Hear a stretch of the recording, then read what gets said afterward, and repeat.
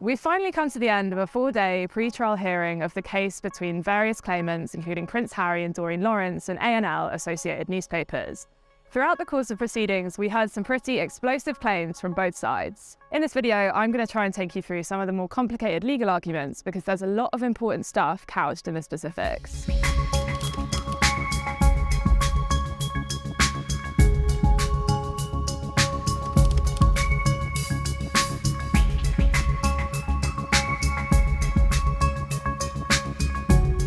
As the dust settles after a star-studded hearing at the Royal Courts of Justice, let's take a look at what actually happened. First of all, we now know a lot more about the details within the individual claims. Taking a step back, the kinds of crimes we're looking at include accessing private financial, medical and travel records, bugging cars and homes, paying police for information, and the interception of phone calls. In Doreen Lawrence's case, this happened while she was working with the paper in pursuit of justice for her son, Stephen. One of the things the Mail allegedly did was monitor her bank accounts to see if she was working with any other papers at the same time. Well, that is just extraordinary. The Daily Mail is so close historically to Doreen Lawrence, having published a front page about her son's case. Now she is turning on them and accusing the Daily Mail of spying on her. Doreen Lawrence suing the Daily Mail gives another incredible twist to the story of one of the most torrid and awful murder stories in the UK. The Mail was the newspaper which published the famous murderer's front page. It accused 5 young men of murdering her son, Stephen Lawrence, at a time when they hadn't been convicted. It said that they were murderers and defied them to sue. It caused a sensation at the time. But for the Mail, this is terribly important because it's a paper that is often accused of racism with often good cause. But it holds up the Daily Mail front page support for the Lawrence case and its intervention in the Lawrence case as a model of its journalism that stretches beyond race. And it's a justification for the kind of paper that the Mail is. And yet, it's not a justification, it's a hollow story. And the fact that Doreen Lawrence is now suing, she has always kept pretty quiet about the Mail. It's been a kind of frosty relationship at times, I suspect, but she's always kept pretty quiet about the Mail. Even, she's a Labour peer who campaigns on race issues. She's not taken the Mail on head on, so far as I'm aware. Now she's taking them on her own case, and she's accusing them basically of spying on her. Now that's absolutely extraordinary. The timing of this, we don't know the details, but the timing of this is almost certainly falls in with the other cases, the years about 1996-7 until perhaps 2010, 2012 maybe. Now, falling in that period, this was the time when the Mail said it was supporting the Stephen Lawrence campaign, the campaign to bring his killers to justice. Spying on his mother, who herself had become a very prominent and extremely highly respected personality. That was really, it's a very, very dangerous case against the Mail. Have a read of Brian Cathcart's series of articles on Byline Investigates for much more detailed summary and analysis.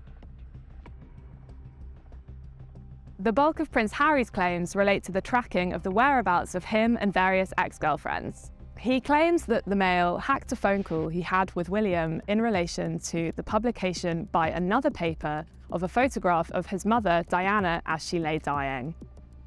Elton John and David Furnish talk about medical blagging that went on around the time of the birth of their first child. They say that the Mail obtained and published a copy of the birth certificate of this child before they had seen it themselves. Elizabeth Hurley claims she was illegally targeted while pregnant and after the birth of her baby. She says that the Mail got hold of her financial, medical and travel records. Her phone was tapped, she had a mic planted on her window, and her ex-boyfriend Hugh Grant's car was bugged. Sadie Frost says that she was targeted while she was getting divorced from her husband, Jude Law. It's alleged that covert illegal methods were also used to get information about Sadie Frost's divorce from Jude Law. She says that she was left feeling suicidal. The address of Lib Dem MP Simon Hughes' lover was also allegedly tracked down illegally. Even besides the underhand methods that were allegedly used, the content of some of these articles speaks to a callous approach to issues like race, sexuality, and personal tragedy that you could argue permeates the Mail's reporting to this day. ANL firmly denies all of these allegations.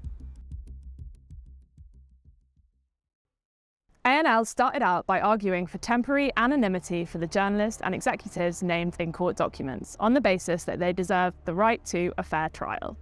There are usually few reporting restrictions in civil litigation because of the principle of open justice and because there's not usually a jury. It's thought that the judge is professional enough not to be swayed by media coverage. The rest of the hearing was concerned with whether the case should advance to a full and public trial, as the claimants want, or whether it should be thrown out beforehand, as ANL want. The basis of its arguments are as follows. 1, that parts of the case should be struck out because they rely on confidential documents, and 2, that the whole case should be struck out because it is related to events from too long ago. On the first point, ANL's lawyers say that a document forming a crucial part of the claimant's case was handed over to the Leveson Inquiry on the condition of confidentiality. They argue that this could only have been accessed illegally and that it therefore can't be relied on in court. The document in question contains details of ANL's dealings with 19 private investigators. It includes information on the journalists who commissioned them, how much they paid them, and so on. With this proof that they were used, the claimants hope to confirm that private investigators were breaking the law in terms of what they did. They deny that the document is truly confidential.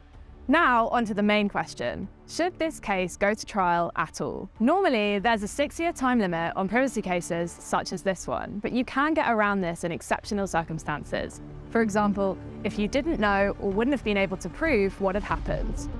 For context, there are numerous cases against News Group and the Mirror Group working their way through the courts at the moment. They've been allowed in spite of this, and in fact, last year, News Group's request for a cut-off date was rejected. In their defence, ANL referred to the claimants saying they were suspicious and paranoid about Mail stories for 10 years. They also say that the new evidence that has emerged is vague and not likely to actually convince a court. Mr. Sherborne questions how the case could have been brought earlier when, as a result of the defendant's deliberate concealment and the intentionally covert nature of the underlying acts themselves, the vast majority of the evidence is necessarily in the defendant's own possession. It's an interesting one from ANL because they are categorically denying that anything unlawful ever took place. But at the same time, they're saying that the claimants should have had suspicions for years and years, and perhaps most interestingly, that they should have ignored all of their own denials. Prince Harry, Doreen Lawrence, and the others argue that they've acted as soon as they possibly could have. So, what happens now? Rather than making a decision straight away, Mr. Justice Nicklin has reserved judgment, meaning we'll have to wait a few weeks before we know if this will go to trial. We'd like to know what you think. Let us know in the comments.